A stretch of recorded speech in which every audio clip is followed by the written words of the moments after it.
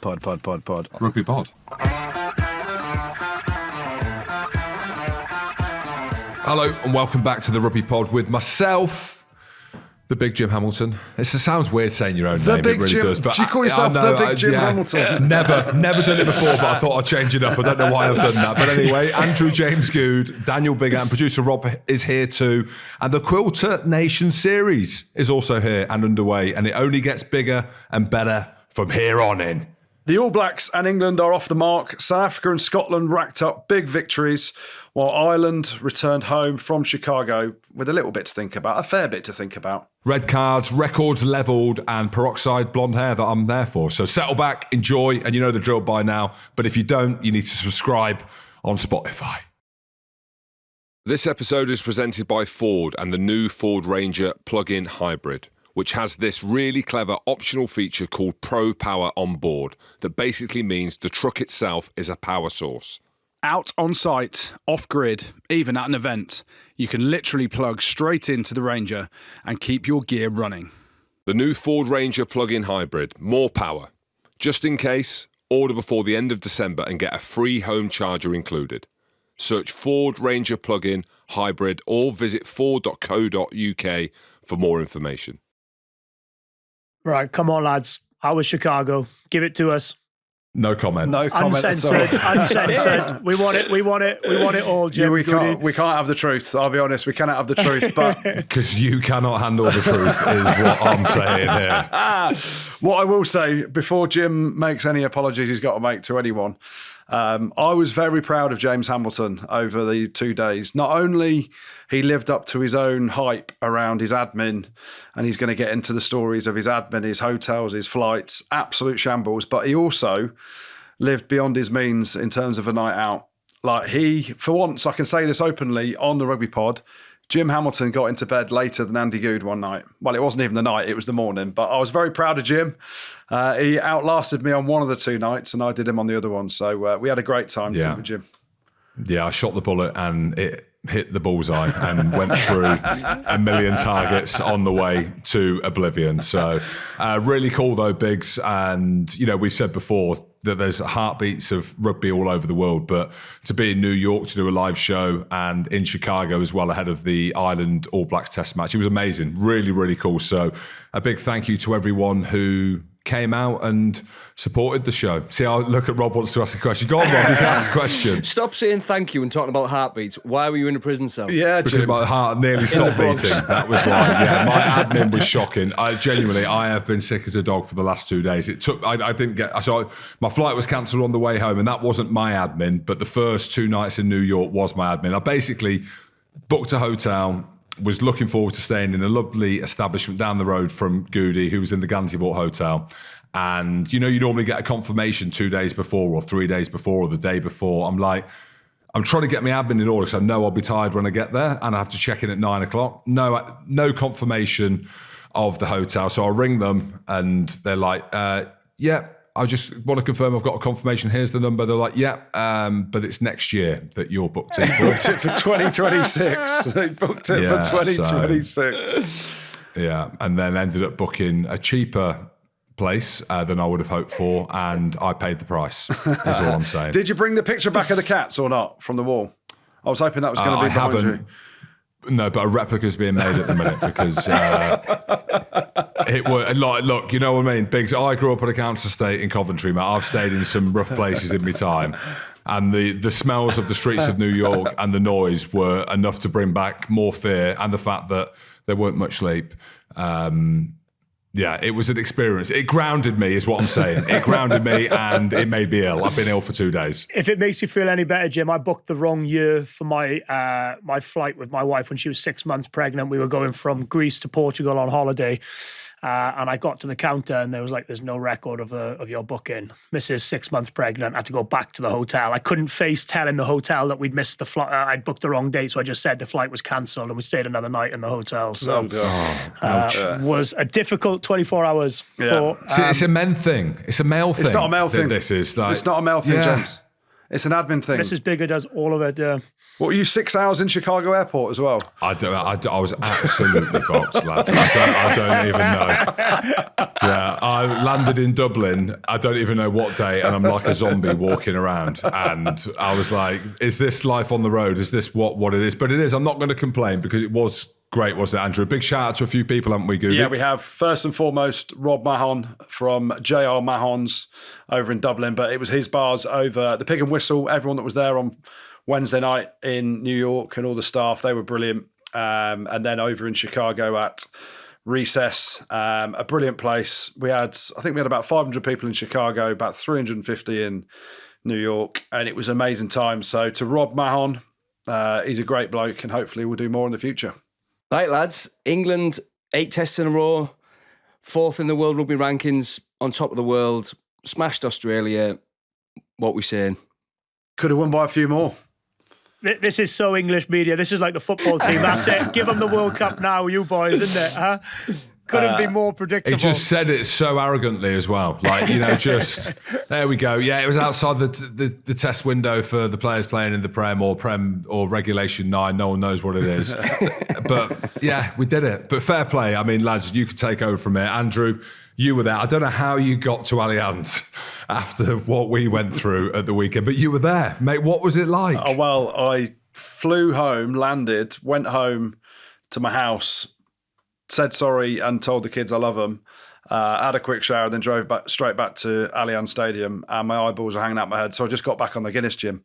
But yeah, I mean, just to give Rodders there, Rod, aka Rob, a bit of a big up. He's called it out like that. He also said that first half of the Ireland All Blacks game was unbelievable. So that's how little he watched rugby probably this weekend, Big. So I do apologise. There's no arrogance there.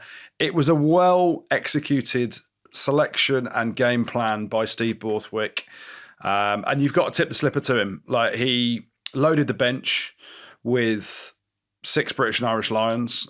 He backed the players that did well for him over the summer in Argentina. And executed a game plan with, Freddie Stewart at fullback, challenging for high balls, Tom Roebuck on the wing, world class in chasing, box kicks. And it's not, some people are saying, oh, there's too much box kicking again. That first game's all about getting the victory and manufacturing a game plan around what is going to suit England over Australia. And they executed it to perfection in terms of what Steve would have wanted. Was it scintillating? Absolutely not. There were some really good patches from England. A bit of fast ball here or there. I was massively unimpressed and disappointed with the Aussies. At sometimes an attack. They looked tired, Goody, didn't they? They looked a little bit sort of like they need a break. Yeah, not only tired, but more so their attack. That you could throw a blanket over the whole team. Like, they were literally within a 15-metre channel. The whole team was at times.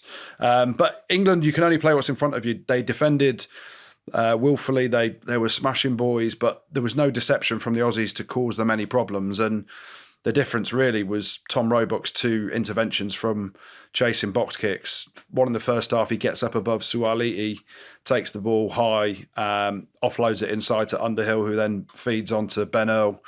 And then the second half, he wings the tap back for Henry Pollock's try and celebration. So, yeah, it was a good performance. I wouldn't say it was a sparkling performance by any means. And it was enough to win against a poor Aussie team. It wasn't a sparkling performance, but I think we should be heaping praise on Steve Borthwick, because God help us, everyone gets on his back when it doesn't go right. And I think for me, what's the job of a coach? The job of a coach for me is like design, implement a game plan that fits his selection. And I think he couldn't have done it more perfectly in terms of give the team a structure to go and score. And you look at England's first 17 points. In terms of the first penalty they get is from a high ball where George Ford actually has got a lot of space and a lot of time to eat up the space, could potentially run, could potentially pop to, I think it's Roebuck or Freddie Stewart, whoever it is. But you look at what was interesting for me is you look at the line of forwards that were sort of 15 metres ahead of George Ford. They know that George Ford is not messing about in his own half there. He's sending the ball upwards, kicking to compete, and all of a sudden you've got Underhill and Pepper, whoever it was. My hands on the floor, by the way, for that first penalty. But yeah, all of a sudden, 3-0 up. Second sort of points from England to go 10-0 up. great kick pressure from the 22, great kick from Mitchell, Roebuck out, like you said, Goody, out jumps Suhaili, where are the two forwards? Earl and Underhill on the inside, because that team looked like it was a well-drilled team, and they looked like they trained like that all week, because everywhere where the scraps were, everywhere where the ball was from the kick from 9 and 10, they knew exactly what positions they needed to be in, where the breakdown was going to happen, which then you look at that second try where the score's 10-7, brilliant kick from Mitchell, slow ball around halfway. They don't get trapped into running and forcing the game because they're only 10-7 up with 50 minutes gone. Great kick from Mitchell. Pollock in the right space again because he knows where the chase is supposed to be. And all of a sudden the game's taken away from him. Add the bench that comes onto that and the game's just gone. And I just thought it was, if you're looking from a coach, you always judge, I suppose, coaches, can you get a transfer from the training week and the training pitch onto the match pitch? And I think England should be, they're 10 out of 10 from that in terms of the transfer. The one disappointment I would say is that game should have been won by 35 points. Yeah. And I think you play France, South Africa, possibly New Zealand, and I don't think they get away with that from not converting. I know they had a couple of held up over the line, and I know that they were completely dominant, but that should have been a game where England won by 35 points. And but I think you have to tap Steve Borthwick on the back, and I think you have to say that was a well-crafted performance from England and a well-deserved victory. You only giving them a tap on the back, not a full pat, just a little tap. Just a tap, just because of how poor Australia were as well. So you get a tap on the back. I don't think he wants that. I don't know what he's like. He doesn't come across as a cuddling, wanting to be touched type of human. I'll tell you one thing though, this law iteration or the manipulation of the rule or the law of the kicking. Yeah. Now, because there's obviously a lot of kicking, right? You can see that.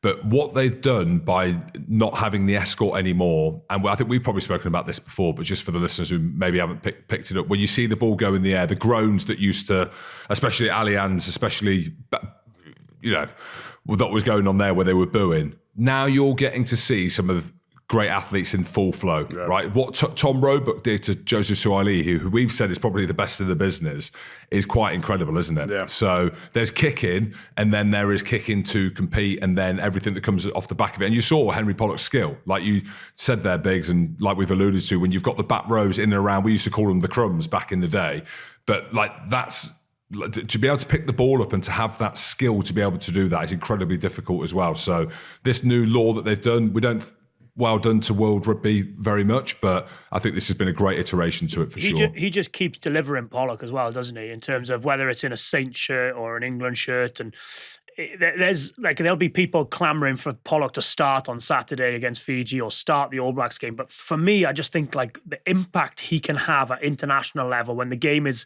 maybe a little bit looser.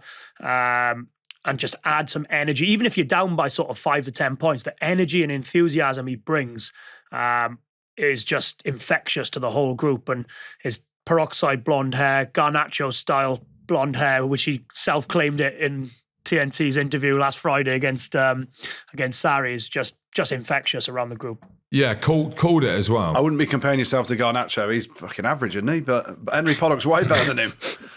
But the thing is with Henry Pollock as well, forget everything around it, the Raz and Daz, okay? He is an incredible rugby player. And at every single marker there's been, every single touch point of his career, he's delivered and beyond.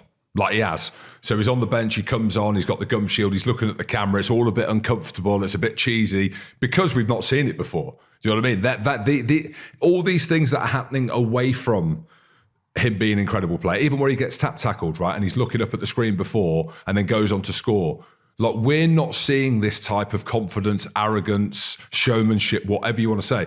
So even me, and I'm all there for it, even there's moments where I feel uncomfortable when I'm watching it, right? Where I'm watching him at the side of the bench, I'm like, but I'm there for it. You know what I mean? And every single marker along the way, he is backing it up, and he did at the weekend off the bench. And, for England, and we were talking about the team last week, and Goody was like, have you got an inside track, Jim? I was like, no, I'm just an expert. But the quality that they've got to choose from by having a Tom Roebuck, who hasn't been great for sale this season, not as good as he was last year, to be able to have him, to be able to have Freeman at 13, a Finn Smith, a George Ford, to have Ben Spencer on the bench, Feo Boso on the left wing and not have him on the right wing. the back row players that they haven't picked, the fact that they picked Guy Pepper, none of us picked him at 6. They're just now to go 8 on the spin. And yeah, I agree, they could have been better against Australia. You only play what's in front of you. But the confidence within that squad now, the shift is ridiculous. Really, it's remarkable. Yeah, and you mentioned Guy Pepper then, and he didn't get many headlines or anything really, because a lot of it was about Henry Pollock, because he comes on and he scored his 3rd try of international rugby in half an hour's rugby, effectively in an England jersey, which is unbelievable. And I thought Guy Pepper was outstanding at times. A young kid, it's only his 3rd or 4th test, I think, or maybe even, I think it was his 3rd test. And he stood up to challenges that were put his way. It was a nuisance around the breakdown.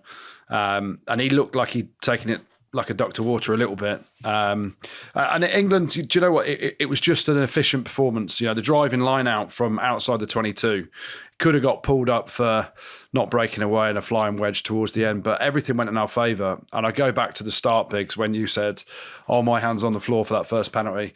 Amasha Kelly and Steve Borthwick got in his head a little bit pre-match with the gamesmanship and everything.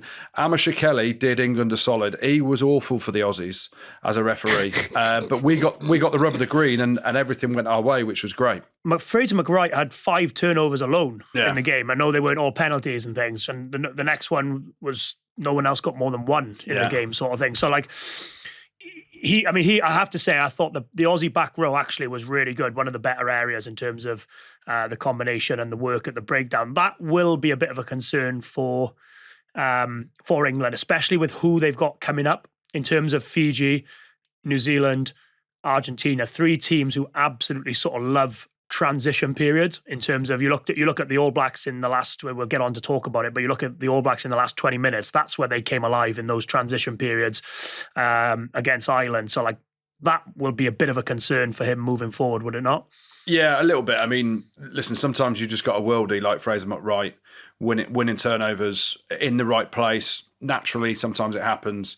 Other times it happens because you're reading the game really well. And McWright's brilliant over the ball. And it was freakish that he ends up with 5 turnovers. But, as Steve said after the game, he's an incredible player, and that's what Fraser McWright is. But a lot of teams have these 7s now that are unbelievable around the breakdown. And sometimes you have a worldie of a game where you get mega turnovers. But I'd rather be Guy Pepper not turning over 5 balls, but being on the winning team and a comfortable team than Fraser McWright. I do have a question, though, about one of your ex-teammates, Biggs. And it's maybe to Jim as well, because Jim's got inside track of the England boys. Does Tommy Freeman not like Faye Weboso? Because he wouldn't pass to him. Like, Freeman went reasonably well at centre, but he played it like he was on the wing. I'm just wondering, just give Faye Weboso the ball. Jim, any inside track on that one? Well, no, but from my time being in the centre, if you've not played in there for a while, okay, and you've got the ball in hand, your space perspective is kind of out. But that was the one negative or one criticism that people are giving on Tommy Freeman is his distribution potentially. I don't know how, Biggs, you'll know better. You're just retired. It's clearly not his. That you're not going to put him in a. This is a ridiculous. He's not. You're not going to put him in a Brian O'Driscoll's standard outside centre distribution and people like that. That's a very high bar to set, minus an unfair bar. But for me, I kind of just. I still think Tommy Freeman's a wing.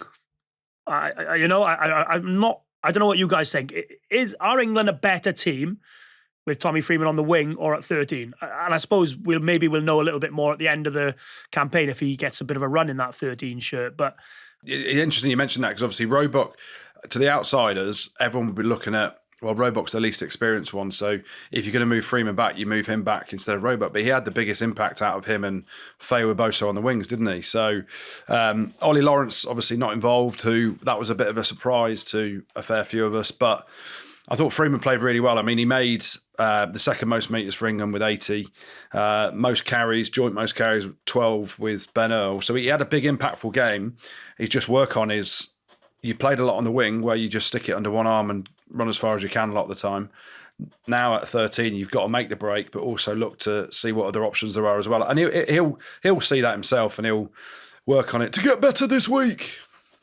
It seems a strange experiment to me, because from the stats I'm looking at, he's only ever played 14 times outside centre for Northampton Saints. He started the last game of the Six Nations there. But it seems like a bit of a leap, though, doesn't it? Yeah, but well, there's a leap, and then there's embarrassment of riches as opposed to an experiment. I don't think they're experimenting. I think they've got the luxury now to be able to say, right, Tom Robert, we're not going to kick as much airily, so Tommy, we're going to move you to the wing. I think that's a game. good shot. I think what they've done really well, England, over the last 6 months, year, whatever, is that they've built up a squad to almost like that game on the weekend, and the game plan, like you said, was perfect for George Ford, perfect for sort of Tommy Freeman in the centre in terms of maybe more of a kick chase game and a bit more of a physical presence. Perfect for Roebuck on the wing, chasing kicks, and Freddie Stewart.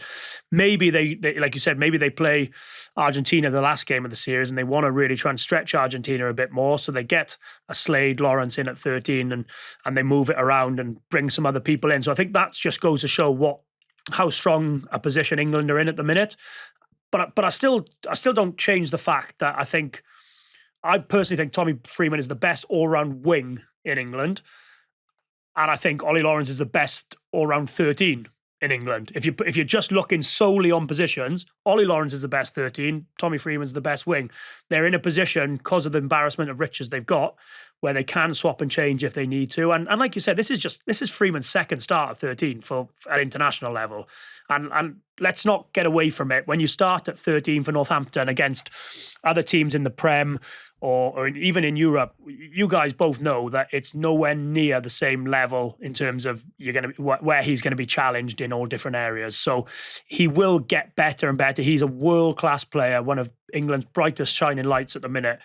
If this is going to be something that they're going to persist with, he needs time in that hot seat rather than just in and out all the time. The oracle and inside knowledge, I haven't got any. I think this weekend Ollie Lawrence plays in the centre and Tommy Freeman moves out to the wing, because if you're playing against Fiji defensively, right, and there is offloads and it's chaos in them channels, as you know, right? And that's where the chopping and changing comes, Biggs. I don't know what you lads think, mate. Maybe he goes Ollie Lawrence at 12 with Freeman in the centres, because it's going to be Unitsville coming from Fiji, isn't it? Yeah, I mean, he could do, but for me, I always think sometimes, I just think you tend to pick your best players in your best positions. And Tommy Freeman is a world-class winger who can be very good at 13.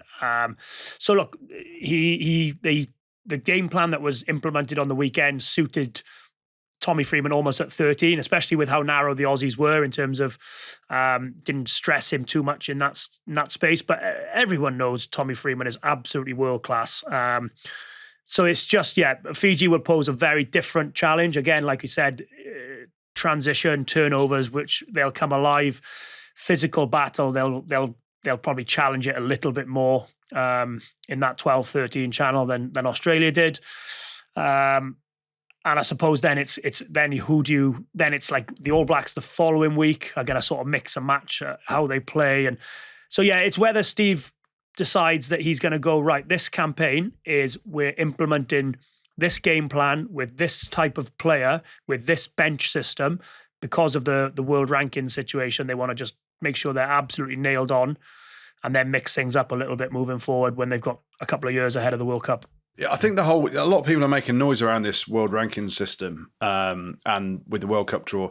I think the only one that really matters is Wales, because Wales are down in 12th and 13th, because it's your top 6, right? They go into the first band because it's 6 groups of 4 now.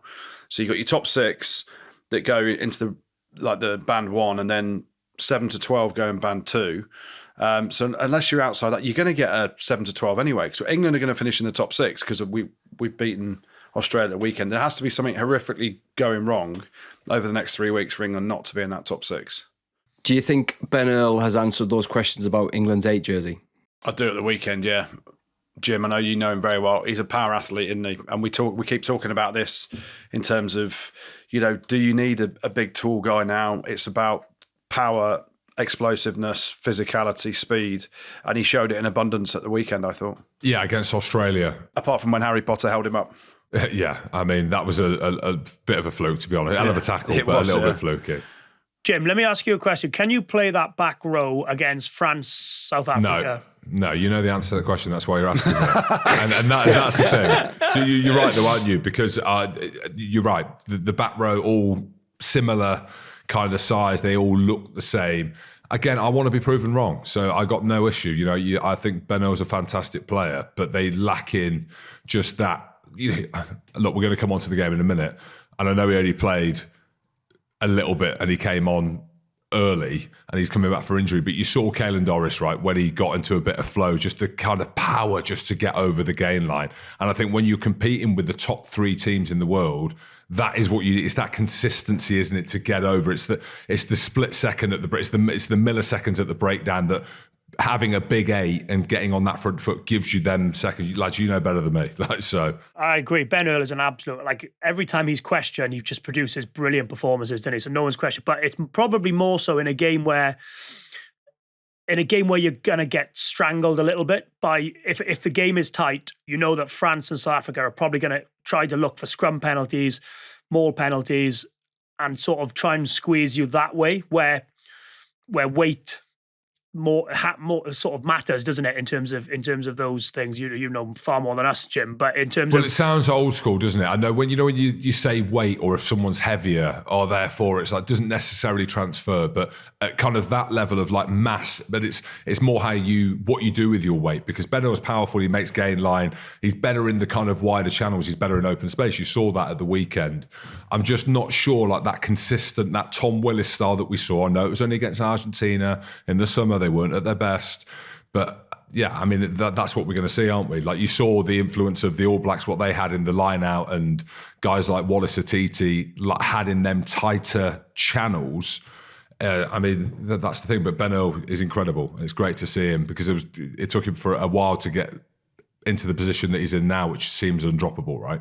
Jim, you've always had a go at me about my weight, so now you're saying it's good to have this weight, is it? Or good weight. Oh, good weight. Good okay. weight, Andrew. Okay. Yeah, okay. good weight. Okay. Yeah, functional weight. I'll tell you something else. And the most impressive thing from the weekend around the pitch, it wasn't necessarily the rugby. Did you see the wheels on Craig Evans, my mate, with his teeth, his lids done, turkey teeth flying everywhere? He is chasing Harry Potter, high knees going on. And Biggs, you're big mates with Ben Whitehouse, who's been known as something else, but there's no way Ben Whitehouse has got speed like Craig Evans. Craig Evans is fastest ref in Welsh rugby. Fastest ref in the world. He was burning it up on the sideline, wasn't he? You could just see his teeth flashing everywhere. Exactly. They should have had a close-up on him. Can you imagine the smile ear to ear? The teeth that don't fit in the mouth, he would have been just like that. Yeah. Well, we've got a new segment during the Quilter Nations with our friends at Go.compare. Each week, we're going to pick our smartest call of the week. Get it? Because using Go.compare is the smart decision. You get it? Biggs, you're up this week. Who's made the smartest call over the weekend?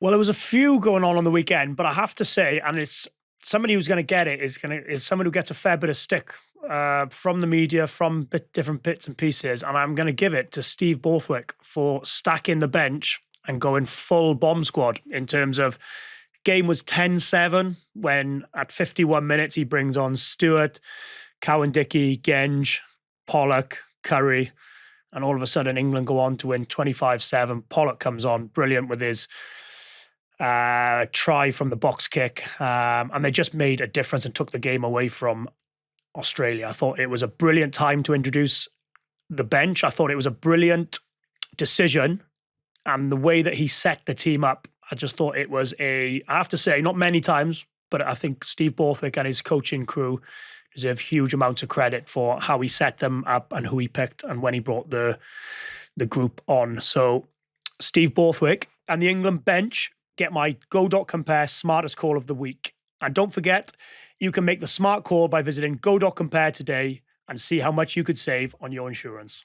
Well, we're joined now by one of Wales's most prolific modern wingers who burst onto the scene with Worcester Warriors, my old club, before becoming a try-scoring sensation for Cardiff and Wales. The 2019 World Cup top try scorer. He's a British and Irish Lion, a Grand Slam winner, an all-round absolute legend as well. It's Josh Adams. How are you, pal? All right, boys. I need Josh. Can someone tell me as well, please tell me Jadsy's got a more Welsh accent than me? 100%. You're the posh Welsh, Dan, you are. He's from the Gower, which is like Little England, basically. And where are you from? Josh, what's your neck of the woods? Where's your hood?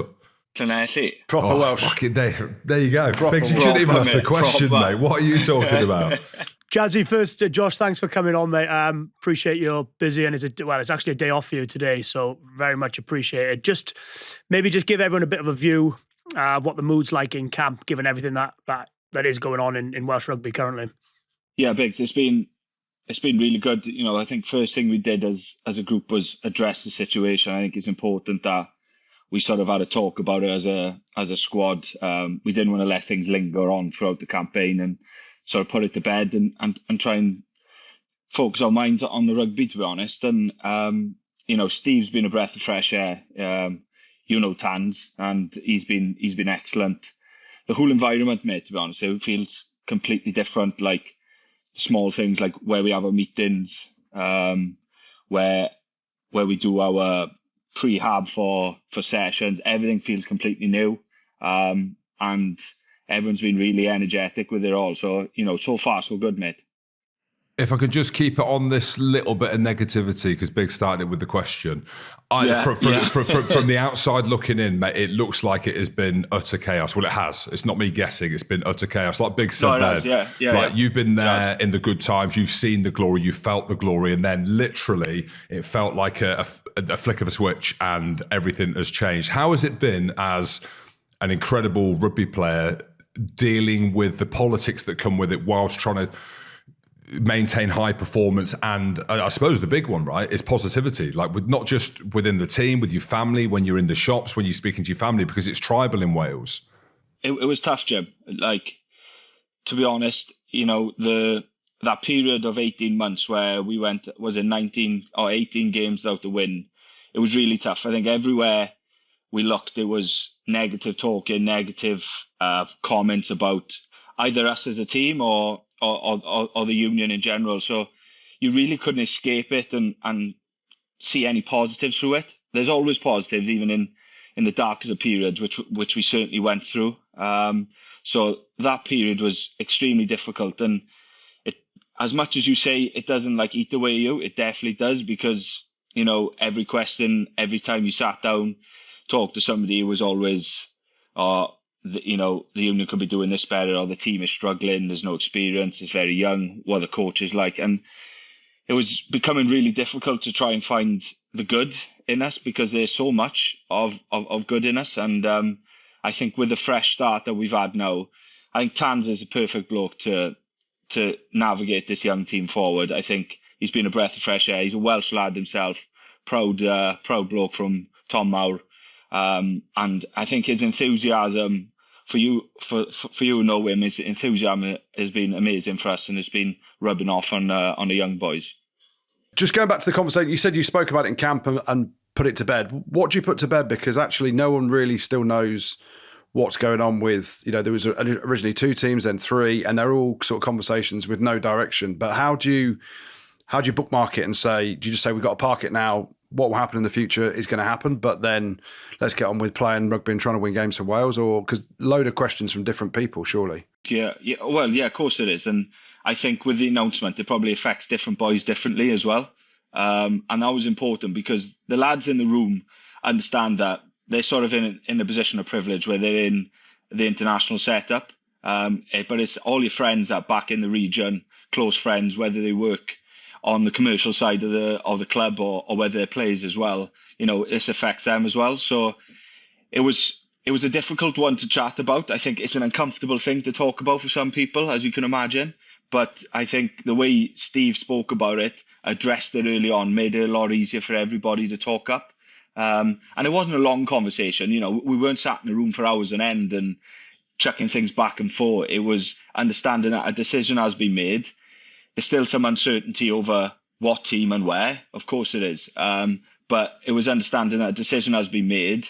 We can't control that now. What we can control is putting together a performance that will replicate what our friends back in the region would want from us. So us as a group within that international team, standing up for them guys. Well, Jazz, let's look ahead to the autumn. It's a challenging autumn with Argentina, Japan, New Zealand, South Africa in front of you.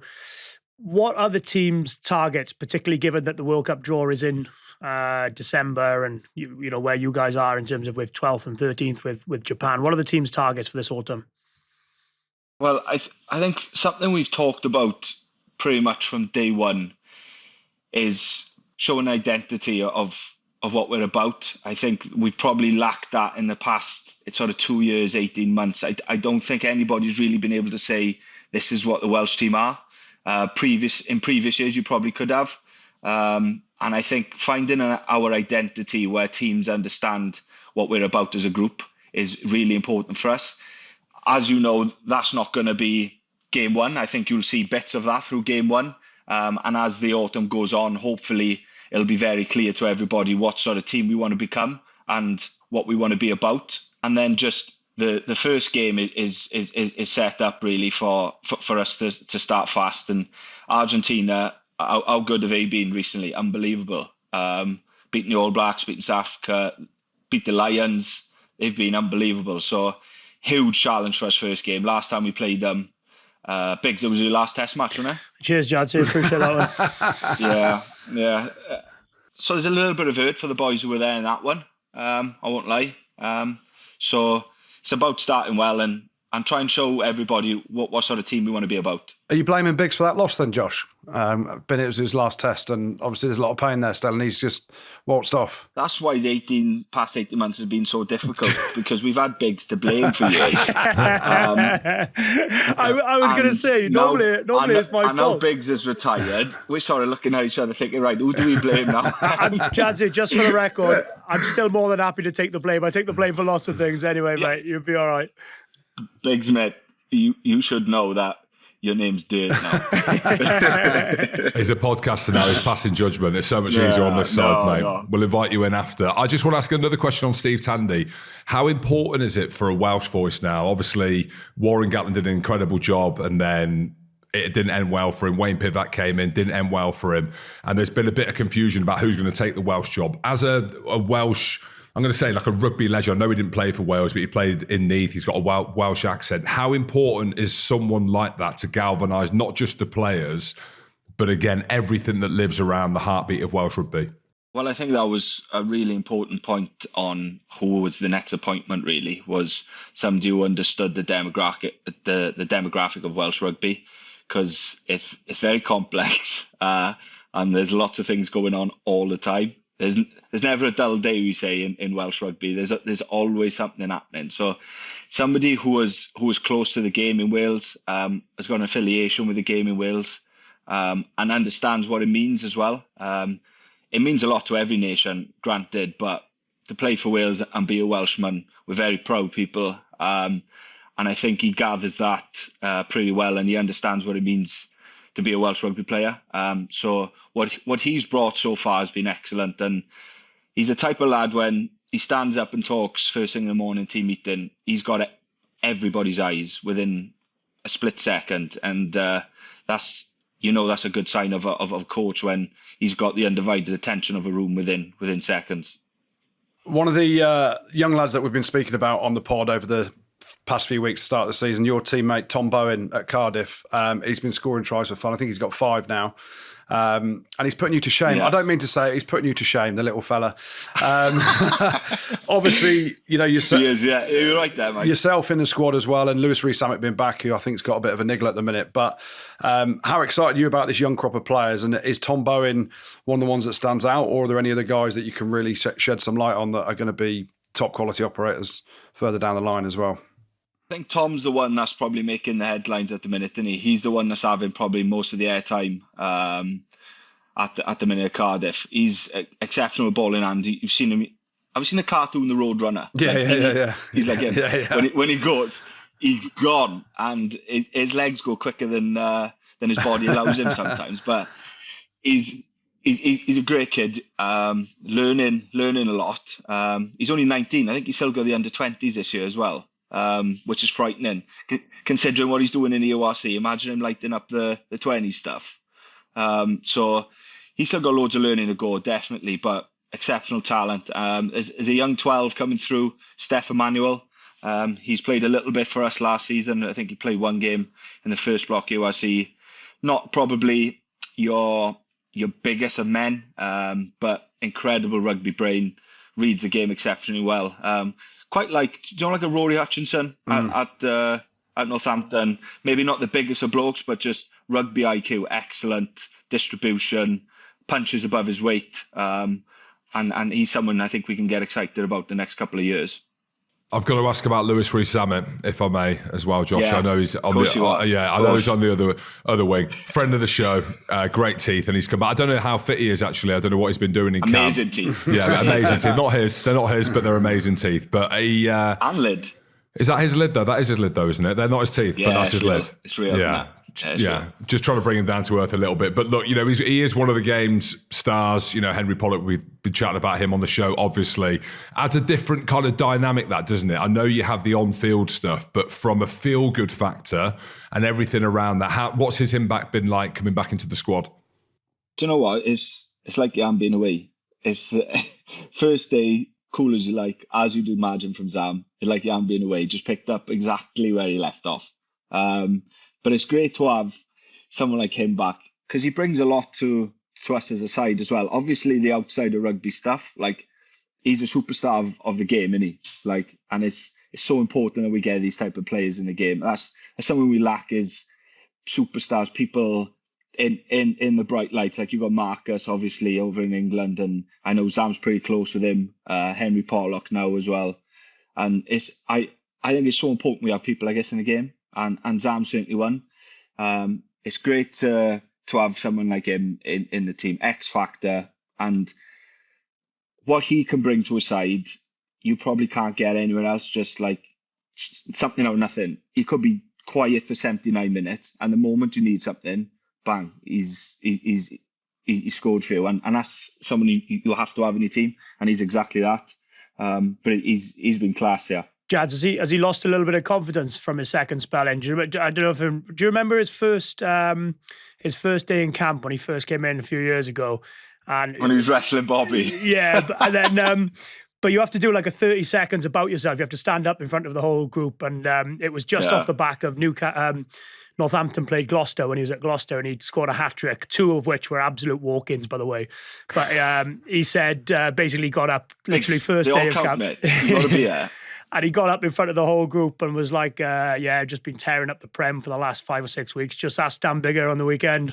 And like that. And I was thinking like, I've got like 75 caps here and I'm just getting mugged off by Zam on day one. So I'd imagine his confidence is still pretty high up there, is it? Absolutely. Especially now he's mates with like Travis Kelce and Patrick Mahomes and he was, I was actually quizzing him. We were having a coffee in the mornings. And I was like, tell me what the boys in American football are like. So he yaps on and he goes on about this house party he had in Patrick Mahomes' gaff, and now he went round his gaff, private security in the back door of the club with all the A-list like celebrities. And I'm like, mate, different world. That's like going out with you in Cletterley, Jazz. Well, he's doing that, and I'm stuck in the pouring rain, queuing to get him peppermint in Cardiff. Hey, good spot, peppermint, though. Good spot. Aye, it's all right. Yeah, it is. Lastly, then, for me, obviously, I don't want to talk about your age too much, but you're coming out of contract at the end of the year. There's a World Cup 2 years away. The issues going on in Welsh rugby. You've played in the Prem with Worcester. Have you got any aspirations to come back to the Prem or top 14 maybe, or are you happy as Larry in Cardiff? And we know that Cardiff is going to be one of the regions carrying on. Yeah, look, I think, as you mentioned age, I'm 30, and there's less rugby left than what it is to go. So you've got to consider these things, especially. A Prem is an unbelievable league, and having experienced it for a couple of years at Worcester, it's unbelievable. So I think that's something I definitely would consider. Saying that, I think how we've gone year on year so far, it's given me real encouragement that we can kick on a little bit, especially with as you said, the announcement as well. So knowing that Cardiff will hopefully be around, that we can try and push on for further stuff like playoffs. Cardiff never made the playoffs, which is unbelievable to say. Like they've never been in the playoffs, so that's something I definitely want to achieve. So there's a few things to consider now in the next couple of months.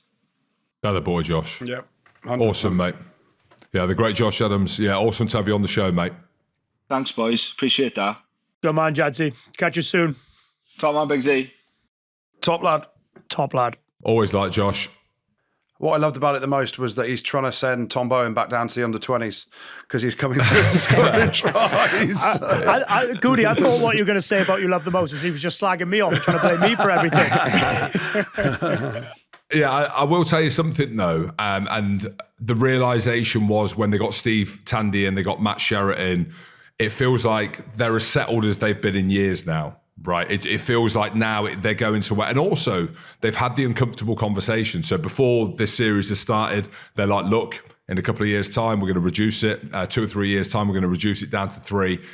And then now it can just be about rugby, right? So Steve Tandy can just focus on, and you were right in what you said, mate. Again, you know better than me. You focus on these 2 games, Argentina and Japan, both in a way winnable. They are out of the 4 that they've got.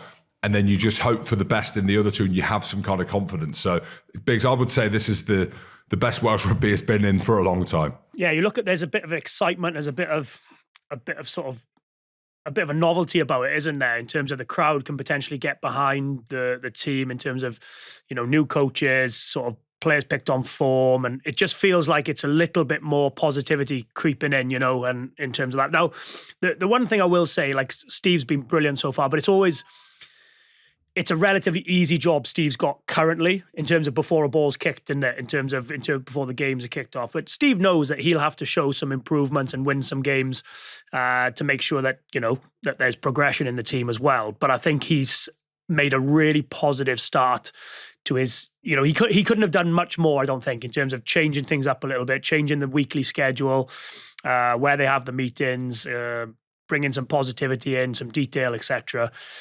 So I suppose we'll see in the opening couple of weeks whether whether all that work and all that positivity will have rubbed off. Well, tickets for Wales Quilter Nations Series campaign start from just £13.50 for under 18s and students and £26 for adults. Secure your seats at wru.wales/tickets. And more good news for the people of Wales. That's all of the people in Wales. We are coming back to Cardiff for a live show, aren't we, boys? Yeah, but who's we? Because you're saying good news, you have to name who's coming first. Because if it's just me and you, they might be like, oh, man, really? It's James Hamilton, the Scottish great, in his opinion. That's me. My good self, Andy Goode. Don't forget, I'm a quarter Welsh. And we have a real Welsh legend. Not quite as big a legend, perhaps, as Gav Henson, but Biggs, you're coming. Biggs is coming, so you've got some boots to fill. Gav Henson came to Cardiff in his own shirt with Henson on the back. He looked $1 million and he had a load of beers and he stayed out till 4 a.m. So, well, I'll try and come and look £1 million yen, see if that works for you. There you go. Well, anyway, it's Friday night, the 14th of November at Walkabout Cardiff. You can get your tickets now at ticketpass.org. Just search the Rugby Pod. And it's the night before Wales play Japan. So it's the biggest weekend of Welsh rugby you've ever seen around the world rankings. Start drinking Friday night at our live show and just continue through the weekend and then celebrate. Because you're going to beat Japan. Right, lads, let's have an argument. Never a red card. Who's arguing? There's only one person in this group that is arguing, which that is the softest red card I've ever seen. I am flabbergasted, Goody, that you had the confidence. I'm going to put it down to jet lag. I'm going to put it down to vulnerability that you've put on the group chat. That is a red all day long. By the letter of the law and the way the laws are written, it is a red card every day of the week. I don't agree that it should be a red, and I'll say that now. I don't think it should be, but the referees and the bunker had no choice because you can't look at empathy of, oh, it was this, it was that. You have to go on facts and their frameworks that they look at, and it is a red card by their framework. And I don't agree with that at all. But you never said that on the group chat. You just came in and straight on social media. Rules is rules. Rules is rules, lads. You said rules are rules. Rules is rules. Everyone knows that. But that's not what you said. Could you make an argument in this case for it being, like you said, Goody, by the letter of the law, that it could be a red card? You could make an argument for the 20-minute red card, and you could make an argument for it just being a yellow card. Like it was one of those really difficult, because there's no way, like almost Barrett runs into him, but he does throw it a little bit. He does throw it a little bit. The problem he's got is he's never legal. Yeah, and that's the thing. That's the framework. That's where I think he's wrapped. But like from a referee's point of view, they'll be going, well, we have foul play, we have an upright tackler, we have head contact, we have a no arms tackle. Yeah. It's a tucked arm. There's no attempt of a wrap. So when you add in all of those things, it's difficult. And I agree. To the I say untrained eye, it feels incredibly soft It does. It feels incredibly soft. But the new framework, which the referees are going by, all those boxes have been ticked. It's hard to then say to the referees, well, go against that type of thing, you know? This is the issue that we have, right? So all these boxes have been ticked. And I had a great interview with Andrew Brace, and we know he's a brilliant guy, right? And we went into depth about the grey area of the game and how difficult it is. And you have to have that feel, right, lads? We know we have been there, okay? So we're not, like, when we're passing judgment, we know because we've been in that position. I've never been more convinced that is never a red card. Like, we know what's going on. Beauden Barrett said after the game he wasn't expecting the ball. We didn't expect him to get the ball, especially with how New Zealand play, because it would have been a poor pass, which it was. Ty Burn is not expecting Beauden Barrett to get the ball. He's trying to get away from Beauden Barrett. But then when he comes, he's standing his ground, because instinctively, as a human or as a rugby player doing a contact sport, he steps forward, doesn't he, almost to brace himself. And I don't like calling out the refs, especially having had a few really good interactions with them. And I do have an issue with him. I think he's a shocking referee. I've got to call it how it is. I've got to call him out, but he was shocking. No, I have to. I have to, because it'd be wrong. It'd be wrong of me not to do it and to say exactly. Like some of the stuff that was happening in the game, and look, I get it, because people have different ways in which they want the game to flow and they want the game. Like, that's a massive. Ty Burns, their best player. Sorry, Jim, in his defence to butt in, it wasn't him. It wasn't him. It was the bunker that gave him the red. So he's looked at it, and it took 15 minutes to look at it because the screen didn't work.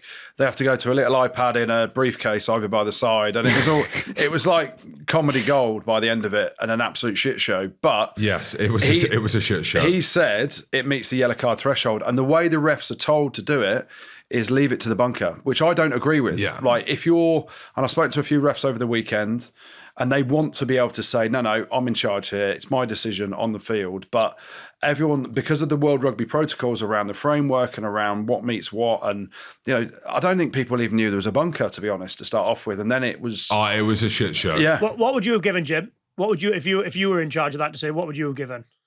Genuinely, I would have given nothing. I would have said it's a rugby incident. It was like two guys colliding. And I tell you what, if that's what would have happened, not one person nowhere would have gone, oh my God. I agree with that. I think, and that's the thing in that. And that is where, as a referee, okay, at that level, okay, this ain't second tier rugby. That's the highest of the high. You are in the US trying to grow the game and all of these things around that. You are refereeing two of the best teams in the world that has ever been, right? You need to be able to have the confidence and the ability to be like, I don't care what's going on in my ears. I'm stood right next to it. Like, that is just, I don't want to hear it. I don't want to go there. Move on. And then we go. I know it's surprising, and everything you've said is right, Jim, in terms of Ty Bird being honest, but I actually thought Ireland did really well in that 20-minute period. They won it. They managed it. They won it. Yeah, that's what I'm saying. They were. What were they? They went 10-0 up or 10-3 up, whatever, and then they sort of let in a little bit of I say it's not a soft try because it's brilliant play from Fainga'anuku, isn't it, in terms of the offload and things. But how good is he? Yeah, by the way? I mean, well, I was just about to say this weekend, it's all been about the benches, isn't it? Because for me, I mean, there was loads of disruption in the game in terms of injuries, the red card, Geordie Barrett, Scott Barrett, all those sort of injuries and things, which didn't help the flow. And I actually thought for 60 minutes, the All Blacks were actually well below their sort of standards in terms of the shape on the game, the handling errors. And then I felt like the bench that came on in terms of Fainga'anuku, in terms of, I mean, Satiti was just unbelievable. Ridiculous. But I actually think the best player to come off that bench was Damien McKenzie in terms of, because for the first 60 minutes, minus that Fainga'anuku break and bit of magic, New Zealand just tried battering away in terms of close to the ruck and everything like that. And then all of a sudden they bring McKenzie on. And how many times in the last 20 minutes did McKenzie and Barrett play as first and second playmakers and get the ball into Fainga'anuku's hands, into Satiti's hands, into Will Jordan's hands in the 13 channel, where they stressed them, and they obviously targeted sort of Gary Ringrose in that area to sort of fish him out and use pace, footwork, little short passes. And I just felt the last 20 minutes, it was a masterclass on how to play with two playmakers in your team. They're one of the best teams going forward, aren't they? Yeah. If they get that momentum in them wider channels, just, from a very superficial observation, they looked brilliant. And if some of them balls stuck in the first half, it almost seemed like they weren't. I don't. Maybe it was. They just didn't seem that interested, did they? It was. It was a bizarre. It just felt. The whole thing felt a little bit weird. And then you saw that last 20 minutes. You're like, all right, here we go. Yeah. These are still decent. Yeah. But I went to watch them train on Friday at Soldier Field, and watching their handling. And you go back to that first try that Ardy Surveyor scores in the corner. And yes, the break comes from the offload from Fainga'anuku to Jordan. But actually, when the players that put Surveyor over in the corner are all forwards, aren't they? So the catch pass skills and the quality of that, and that was what was missing during big parts of the game early on, just the actual quality. But that passage of play where you've gone down the line and it's what we used to call donkeys, catch pass at the line under pressure, but the perfect passes as well, so they don't break stride. That was class. But you're right, Jim. There was massive parts of it that were underwhelming. The thing that got me the most and that really annoyed me was, and this isn't a TNT thing, it was the stadium and what was going on in the stadium. When the haka starts, Phil Collins is still playing. Did you hear that? I'm like, Cody Taylor's got his thing out and they're starting the haka, and you can hear Phil Collins playing over the stadium music. And I'm like, what the hell's going on here? Whereas, mate, Scott Barrett's going off like he's been macheted in the leg to Tainted Love. Tainted Love is going on as he's going in to get stitched in the changing rooms. It was an absolute shambles, mate. Yeah. It was, sorry. Yeah, and it was the host broadcaster, not necessarily TNT, right? It was the host broadcaster that creates a lot of those issues. Apparently, I've done some digging. I'm like, it couldn't have been that bad. But we've all worked on games, right? And you have, on average, about 25, 26 cameras at each game. And you have production staff on site and all that stuff. The company that were doing it haven't done many live rugby games, and they were then sending the pictures to TNT, but also they only had 12 cameras at the ground, which, you think of such a big game for the big audience, for everyone talks about trying to crack the US market, the way it was put together overall. And we were there, Jim, in Chicago, the build up and how pumped was everyone around the city. Yeah. And that's what we were saying. And, I had Ireland before the game. My thought was Ireland, but then you got there and you're chatting to Ireland fans and they're nervous, and you look at the All Blacks team and you're hearing about all the build up. I was thinking we are going to see, when I put it on and I was absolutely hanging, I thought I was going to see the greatest production I've seen in ages. I thought it was just going to be a level up, because TNT do it brilliantly, right? You know that. I'm a big fan of what TNT have been doing. And it wasn't. It just, every single touch point from a fan experience was as bad as it could have been. And I know that sounds really negative, and I was reluctant to come on here and be negative about it, but I'm really passionate about showcasing the best part of our game. And because we were there and we felt the energy when we were there, as we were leaving, we were like, this is going to be absolutely unbelievable. The benches were class, though, weren't they? All Blacks class, bench was class. We said England's bench was class. So it's kind of like, it really is. It's a little bit like following the Razzie motto, isn't it? In terms of, it's not really about your best 15 or you know what I mean? It's like who comes on and makes the difference when the game is 10-7 or 13-7 or 10 whatever it is, 10-8 and things like that. So I think that's like they were brilliant in terms of, but they were really sloppy for the first 60 minutes. And I think Mackenzie coming on made a huge difference. And the one thing, I don't know what you guys think, do you feel like Ireland, I didn't think Ireland looked undercooked.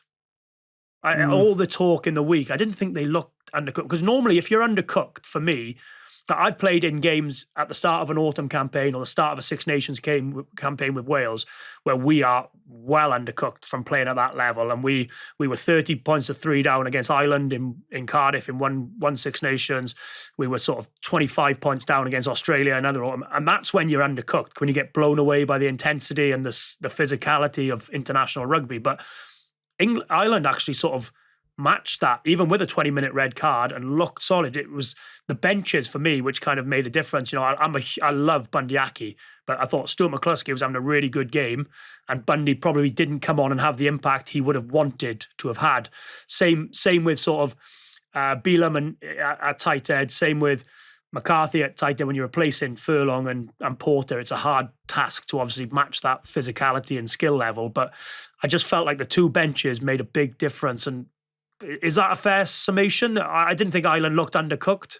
Yeah, they didn't look undercut. They just didn't flow. Their set piece was awful. Yeah, they looked flat as well. And like again, we know that a lot of their good stuff and their starter plays comes off line out, and they just couldn't get into any kind of rhythm. And with that, the game being stop-start, the 20-minute rest, and there's a number of reasons across that. They just didn't look very good. Like and you know who they look like, and I know that this is the easiest comparison to make. They look how Leinster have started the season. Yeah. Like that's, and I know that the backbone of their team, and it feels like a cheap thing to say, but it just didn't flow at all. Scrum was poor, line out was poor. Yeah, I agree. You talk about being undercooked, and it didn't look like a fatigue thing necessarily, but when you mentioned the line out was poor, so there'll be little minuscule things that are off timing or not flowing properly, which make it look a shambles. Then, like defensively, Gary Ringrose getting pulled about. He's trying to fly out the line to make hits. If you're half a second off the pace with that, as you saw, Bowden Barrett pulls him out the line, puts Mackenzie through. It just was like half a second off everything that the speed intensity that they're normally used to, which makes them not look very good at times. And that was the difference. So you can look at it being undercooked in different ways. Match sharpness probably was something different to being undercooked. And I think when you look at the scrum and the set piece and the line out not functioning well, and then the defensive frailties when you're trying to fly out the line, but you're not quite there. When you're that minuscule or half a second off, you are then not match sharp enough, and your reads aren't as good, and it becomes easier for the All Blacks. And that last 20 minutes, that was the way the difference was with the power of their bench and Wallace Atiti. What a player Wallace Atiti is. Ridiculous. Incredible, mate. Yeah, they've got some brilliant He came athletes off the bench against England last year, didn't he? Or did he start against England? He was brilliant. Yeah, ridiculous. Yeah, he was brilliant against England last year in November. Brilliant start again for him in this series. So he just looks like it's weird, isn't it? Because you kind of think, right, again, probably everyone in New Zealand is probably clamouring for him to start this weekend. But does it fit really nicely coming off the bench and adding that little bit of power, pace, dynamism in those wider channels when teams are tiring and you've worked teams out for 60, 65 minutes. So it'll be interesting to see what every coach does this weekend in terms of their bench. And everyone's following Razzie, but they won't admit it. So there's no way Steve Borthwick's ever going to go, I've seen what Razzie's done with his bomb squad, I'm doing the same. And that's a factor. Like Razzie's the biggest innovator in the game, and everyone follows him a bit further down the line. So yes, everyone's doing it now. Jim, are you more or less confident pre-Ireland, New Zealand for Scotland this weekend? It's never going to happen. Genuinely, I don't know. I've gone back and forth a few times. Obviously, right, when I was watching the first half, I was like, Scotland, we can do a job on this All Blacks performance. And I was watching the games and went and watched them back and with the kids, with my lad. And I just said, look at the size of the All Blacks and the bench that come on, and look at the size of the Scotland players. I know Scotland weren't fully loaded against the USA, and that game was a joke, and we will talk about that as well. But from a sheer size of players, it almost looks like there is no comparison. And if the ball sticks for the All Blacks, if it's stuck against Ireland, if they play how they played in the kind of the last part of it and some of them things, I don't know how you live with that. I just defensively, I don't know how you contain that. And I'm more confident than I've ever been from a Scotland point of view, because we have the quality of players now. Like, we've got world-class players. And where we've been unstuck before against New Zealand is in the back line. We haven't had the quality and the firepower to do that, which we now have. But I think in order for Scotland to win, we need to be at our very best, and New Zealand need to be probably where they were against Ireland. I think if Scotland play New Zealand at the weekend gone, New Zealand put in a performance they did against Ireland, I think Scotland win. Yeah, I'd agree with that. I think that's you need New Zealand to probably turn up for that first 60 minutes by being put under pressure, because I just think Scotland have got they're such a well coached team though, and I know we'll get on to the USA game. I agree with you. It was just an utter. I mean, it was just, there was no point for the game whatsoever for anybody in terms of 85-0. I'm not even sure what you get from nothing. What Gregor will take away from it, what USA will take away from it and things. But I will say, and this is me saying that they look a well-coached team, and they look like they know their shape. They look like they know where they're supposed to be, and they look like they've trained together well. So you add in potentially Rory Hutchinson, obviously Finn Russell, Ben White, Blair Kinghorn into that mix, and you think, well, they're only going to get better as a unit, but clearly they're going to be playing a team at 1,000% higher level than who they played on the weekend. So it does it. I think this weekend's games are set up really nicely. I think there's lots of good matchups this weekend. I'll tell you one lad I was impressed with for Scotland, Jim. Marshall Sykes. He's a big bit of kit, isn't he? In the second row for Scotland. He's a good lad as well, and he's really come on as well. Come from nowhere a few years ago. I think he was at Plymouth. Yeah. And big bit of kit. Just got his opportunity. Yeah, big bit of kit, and throws his weight around now, which is great to see. So you might need someone like that against the All Blacks. Well, the thing is now, from a Scotland perspective, and it goes to what you were saying, Biggs, as well, like being well coached. Like, you could literally sit here and name 13 of your 15 starters, right? And out of that, you've got, I would say, 7 world-class players who are in and around their prime, who are delivering week in, week out, test match after test match, and I think it's going to unfold in a way in which we play incredibly well. Whether that's enough or not, it's hard to say. It really is, because if the All Blacks turn up how they did, again, already said it, how they did in the first half against Ireland, we can definitely win, and we could win well as well. But will they do that again? But like we said last week before we recorded, when we were making predictions on the Ireland All Blacks game, they've been hot and cold this year in their performances, haven't they? Lost to Argentina away over there. Scotland do well against Argentina. So it's going to be buzzing in Edinburgh. It's a great fixture for us to have, a team that we've never beaten before. Finn Russell, arguably the best player in the world at the minute. Sione Tuipulotu's back to his full best as well. Darcy Graham looked great playing touch against USA. Nice shocking, eh? Duan looked big as well. Yeah, I mean, 85-0, embarrassing for USA. It was touch everywhere, and it was a team run for Scotland. Lee Radford would have been happy though. Yeah, defended well. They defended well. They had to defend nothing, lads. That's what I mean. But in terms of the only interesting thing was who's going to score more tries, Duan or Darcy Graham, because they're now level on the try record, aren't they, for the most tries of the country? And Darcy gets 3, Duan gets 2. Duan was kind and gave a couple away potentially. But yeah, I mean, what a fucking waste of time that game was. I was going to say 85-0 that game. If you've had a bad game, you need to really think about yourself as a competitor, don't you? If you've had a poor game at 85-0 there, but we're just giving back to tier 2, lads. That's what Scotland do. We travel to Fiji, we go there, get the shits, we play, we make it impossible. Lads are spewing and shitting in sinks on the way home, and that's what they want to do. And we're giving USA an opportunity to get their pants pulled down. Yeah, I don't know. What about your real team, Jim, this weekend? South Africa. Good. Hey, lads, we've got to call it. Again, I'm just so negative this episode, listeners. I'm so sorry. How bad are Japan now? Yeah. Blame Eddie. Blame what Eddie. A shame. Come on the journey, mate. But it's just, I mean, I don't even think 61-7 does it justice. Quick tap penalty by the Japanese. Yeah. It was, yeah. Oh, I don't know. A shame to see, but yeah, like South African team are still best in the business. Look at Curtly Aronson, what he can do in and around the ball as well. The side of Lou De Jager, RG Steinman, front foot ball all day long. Just ridiculous scenes.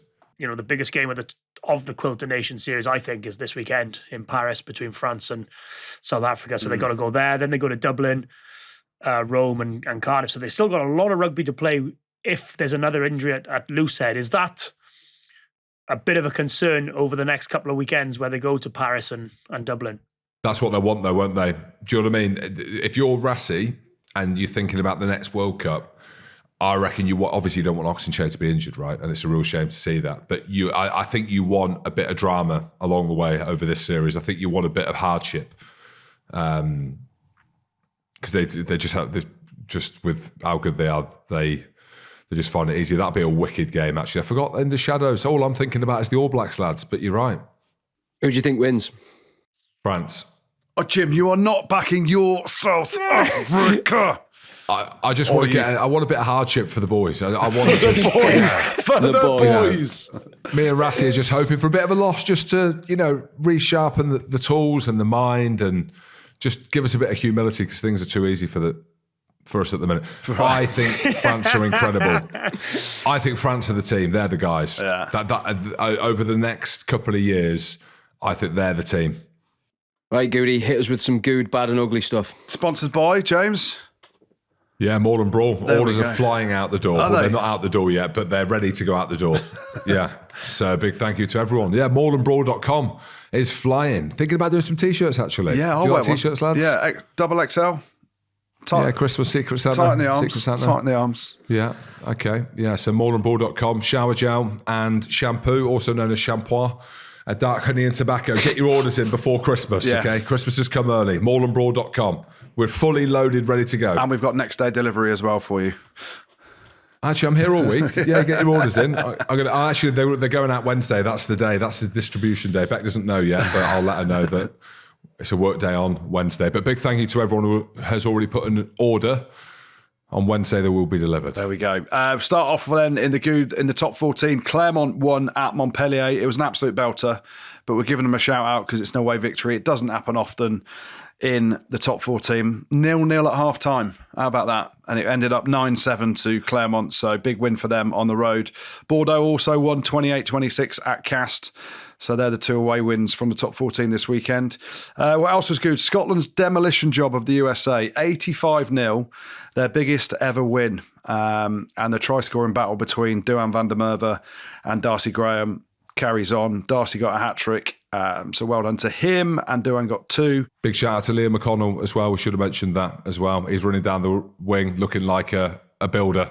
Hell of an offload. Hell of an offload, basketball offload, yeah. But I mean, this is what I mean. Does he play against Wallace Satiti? That's the question. But no, fair play to him. He's, hell of a debut for him. Yeah, that was good. What else was good? The box pulling Japan and Eddie Jones's pants down, 61 points to 7. The All Blacks get a mention in the Goode as well for gaining their revenge for their first ever loss 9 years ago against the Irish. Their bench strength and the second half clinical display gets them in the Goode. But the Goode this week is going to go to England and Steve Borthwick, James Hamilton and Daniel Bigger. Tactically spot on. It might not have been the most entertaining, but I'm pretty sure, as we spoke about, everything that Steve Borthwick dreamed of and coached in the week and planned came to fruition. Tom Roebuck gets a massive shout out in that as a big point of difference, and the bench strength as well, including our very own favourite blonde-haired assassin, Henry Pollock. So a big shout out to everyone involved with England. Steve Borthwick, they get the Goode this week. Here. The bad few bits of bad. We're going to start off with your mate, Biggs, Ron O'Gara. He ain't happy in the top 14. He ain't happy. He is coming out and they might not even turn up, lads. Basically, the rescheduled game from the biggest thunder and lightning and flooding ever seen in Toulon has been rescheduled for this Saturday. And Roger's not happy. And he's in Dubs. Roger's meant to be in Dubai. He's planned his holiday, saying there's a 2-week break now, and they've rescheduled the game against Toulon on Saturday, saying they might not go. The lads might not go. So that's not a good look and bad news for everyone, really, because if Roger ain't happy, no one's happy. What else was bad? Lyon took 50 down at Toulon. Perpignan lost again, but they did change their coaches. So Frank Azema's gone. Lauren Labite's taken over, as has Joe Worsley back in work. Big Joe Worsley, who's done a few stints over in France.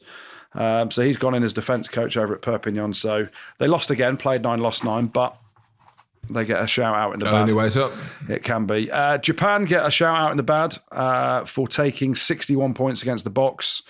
And specifically, Warner Deans, their New Zealand-born second row, who came out pre-match and said they won't just stop South Africa physically, they will dominate them. Ouch. What have you said that for? Yeah. Australia get a shout in the bad. They were underwhelming at Allianz Stadium, one-dimensional, and so tight in attack. Was pretty poor. Issues with the production and output from Chicago gets a mention in the bad. The pitch wasn't great either. Basically, we hoped for absolute insanity and a brilliant game and a brilliant stadium and all that stuff and the production. Whoever had the TV rights. It wasn't TNT Sport. It was the local host broadcaster. It was shocking. So that gets to mention the bad. But the bad, sticking in the USA, goes not to what Jim Hamilton and I got up to in New York and Chicago, but to their rugby team taking 85 points up in Scotland. It was shocking. It was embarrassing. And that's why USA win the bad. And then the ugly. Lads, only one bit of ugly. Unfortunately, you're going to disagree with it. But it's Tyg Burns, shoulders to the edge. You can't do it, pal. You can't. Andrew. There was no red card. So it's basically the ugliness isn't necessarily the hit. It's the whole joke around it, the facade and the shambles that was the lack of a TMO video replay in the stadium for the referees. They go around the whole thing's a shit show. Tyg Burns tackle or not, shoulder, production, it all gets the ugly shit show. Right, that bit isn't sponsored by morethanbrawl.com, just so you know. I am not having that whatsoever. Couple of shout-outs to finish, lads. Yeah, we have. I'm going to go first, actually, because we are on the road again, Andrew, this weekend. We are at Ed Slater's, Rob Burrow, Donny Weir, the 745 game on Sunday. Yeah. So if you haven't already got your tickets, get them, because you're going to see myself and Andrew Goode. Are you playing, Jim? Basically, you're playing. You basically said. Destroyed. But yeah, I saw Barry McDermott signed up again. One eye, glass shoulder, glass eye, glass shoulder, and glass eye, metal shoulder. He's playing. I ain't playing, but I will be there. But we can't wait. So if you haven't got your tickets already, go to 745, the socials and stuff like that, and it's going to be an unbelievable day for an unbelievable cause. Yeah, another shout out for Aberdare RFC under 10s. They beat local rivals Abercumboy 14 tries to 1. Poor Abercumboy. It's not a great name, and it's that's a typo. It must be. Yeah. They've taken 14 tries as well. So, but well done to Aberdare. I've got a shout out as well to Joe the Scaffolder, who was on the winning boat race lads team at the Piggin. The Whistle in New York City. I forgot that we did a boat race. Yep. It felt like a year ago, Tops off. It was. It was just lads being lads, and that's what we do. We basically go there and we let these elderly statesmen just relive their youth. Yeah. So big shout out to Joe the Scaffolder. Yeah, well done, Joe. Also to Padraig Finn, who scored his first senior men's try this weekend. He loves screaming, "Peel back! Peel back!" Yeah, so well done, Padraig Finn. First try, just keep shouting, "Peel back!" Cheers, lads. Right, thanks everyone. Enjoyed that. Looking forward to the weekend's ruggers. Big games coming up. Thanks, Rodders. You were pretty quiet today, Rodders. Cheers, you must still have Rodders. the shits. She's the fucking worst crack I've ever heard. Take this out. I'm going to edit this out. Well done, boys. Have a big week, and we'll see you soon. Cheers, boys. Rugby Spot. Spotted pod.